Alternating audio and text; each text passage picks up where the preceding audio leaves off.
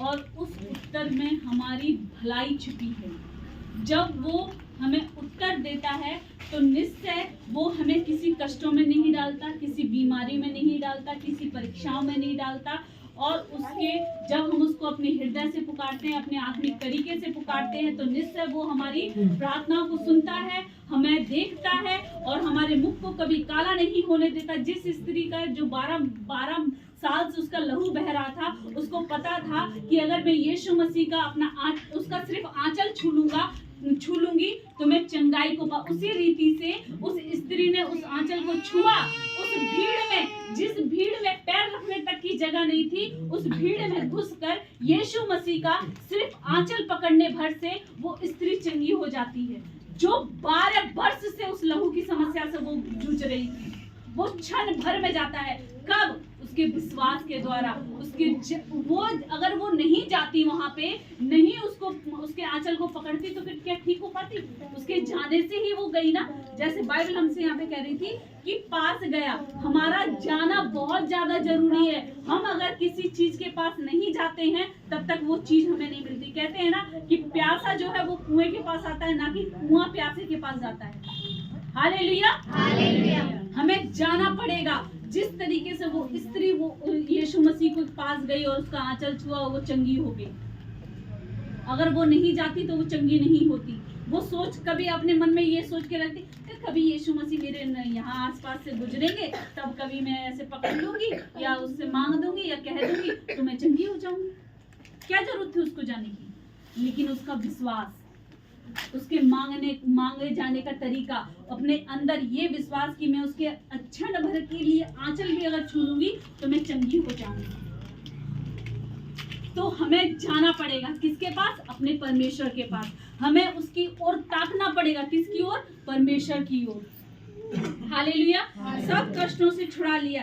जब हम दीन बनकर पुकारते हैं, जब हम बहुत छोटे बनकर अपने आप को एकदम निम्न, एक बच्चे के समान हम अपने आप को कर उसको पुकारते हैं, तो निश्चय वो हमें सुनता है। हम बाइबल से देखेंगे भजन संहिता 27 का 4।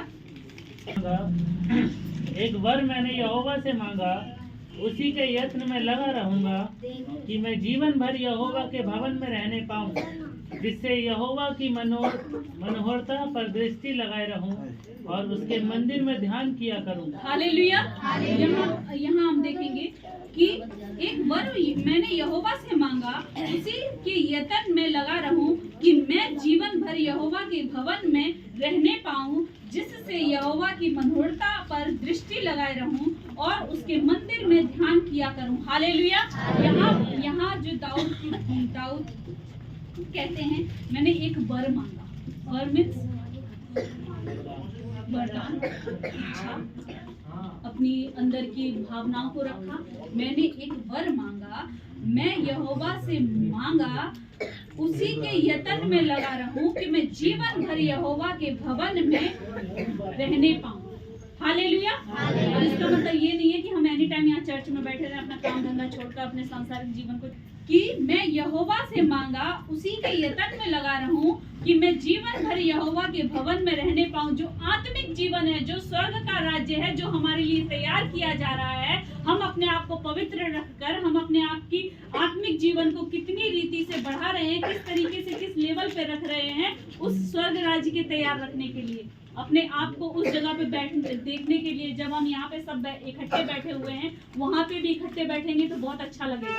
हालेलुया। वहाँ पे तो बहुत बड़ी जगह होगी, वहाँ पे तो देखने भर से ही हैं और उसके मंदिर में ध्यान किया करूं। हालेलुया। हमें अपनी दृष्टि को यहोवा की ओर लगाना है और हमारे मन को, अपने जो हमारा आत्मिक मन है, जो हमारा जीवन है, वो हमें उस योग्य बनाना है कि हम उसके मंदिर में, उस मंदिर में रहने पाए। हालेलुया। और देखेंगे 121 का 1, भजन संहिता 121 का 1।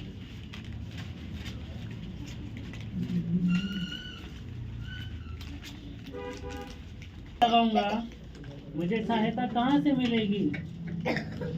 हालेलुया। मैं अपनी आंखें पर्वतों की ओर लगाऊंगा, मुझे सहायता कहाँ से मिलेगी?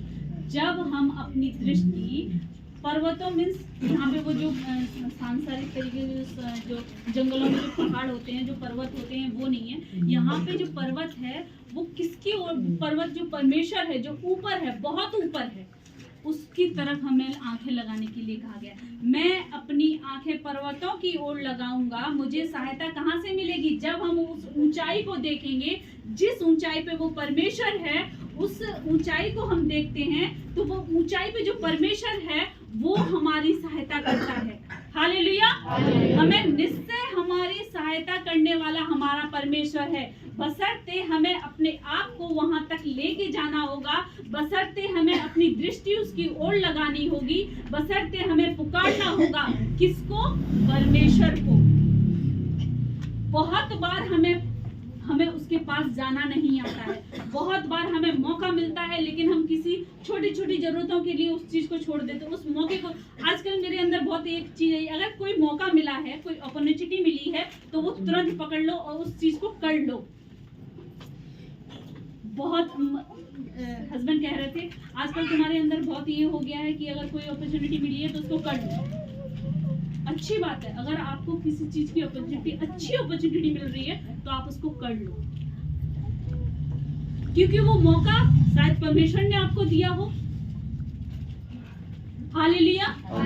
तो उस अपॉर्चुनिटी के लिए हमें अपने आप को तैयार रखना पड़ेगा, हमें अपने आप को इस तरीके से बना के रखना पड़ेगा कि हमें वो मौका मिले और हम उसको व्यर्थ न जाने दें। हालेलुया। तो हमें अपनी आंखें किसकी ओर लगानी है? परमेश्वर की ओर नहीं। नेचुरल जो पहाड़ है उन पर नहीं। यहाँ पे बाइबल कह रही है मैं अपनी आंखें पर्वतों की ओर लगाऊंगा, मुझे सहायता कहाँ से मिलेगी? आगे हम देखते हैं, मुझे सहायता यहोवा की ओर से मिलती है जो आकाश और पृथ्वी का करता है। यहाँ पे पर्वतों लिखा हुआ है कि मैं पर्वतों की ओर लगाऊंगा, अपनी जो आंखें हैं, अपनी जो दृष्टि है वो पर्वतों की ओर लगाऊंगा, और मुझे सहायता कहाँ से मिली है? फिर इस क्वेश्चन का आंसर भी है नीचे, हम नीचे पढ़ते हैं, मुझे सहायता यहोवा की ओर से मिलती है जो आकाश और पृथ्वी का करता है। हालेलुया। जब सृष्टि की रचना हुई, जब परमेश्वर ने अपने मुख के द्वारा सब चीज को एकत्रित किया, अलग अलग भाग में बांटा, वो परमेश्वर जिसके मुख के द्वारा सब कुछ होता गया, तो जब हम अपने आप को उसके स्वरूप, उसके सम्मुख रखते हैं, अपने आप को उसके सामने प्रकट करते हैं, और हमारे प्रकट किए जाने को वो जांचता है, परखता है कि किस रीति से हम अपने आप को प्रकट करते हैं, और वो हमें हाँ में उत्तर देता है। हालेलुया। तो हमें हमें अपने आप को उसके पास लेके जाना है, हमें उसकी ओर ताकना है, हमें किस तरीके से पुकारना है बाइबल हमें बताती है। हालेलुया। और हमारे उसके पास जाने से वो हमारी सुन लेता है, वो कभी हमें अनसुना नहीं करता। और प्रभु ने हमें हमेशा निर्भय किया है। हमारे जो डर है, जो हमारे अंदर किसी चीज का भय है, उस भय से जब हम अपने आप को, अपने भय को उसके पास ले जाते हैं, अपनी समस्याओं को, अपने डर को उसके सम्मुख रखते हैं, तो निश्चय वो हमें निर्भय करता है। हालेलुया।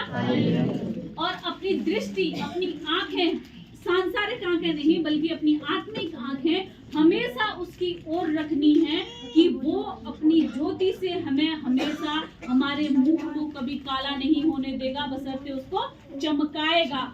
हालेलुया। और हमारा पुकारा जाना परमेश्वर सुनता है और सब कष्टों से उसे दूर करता है। हमें सबको हमारे पुकारे जाने से वो हमारे कष्टों को दूर करता है। जिस तरीके से हमने बहन मंजू की गवाही सुनी, एक अद्भुत, अगर बस में कुछ पैसे छूट जाए या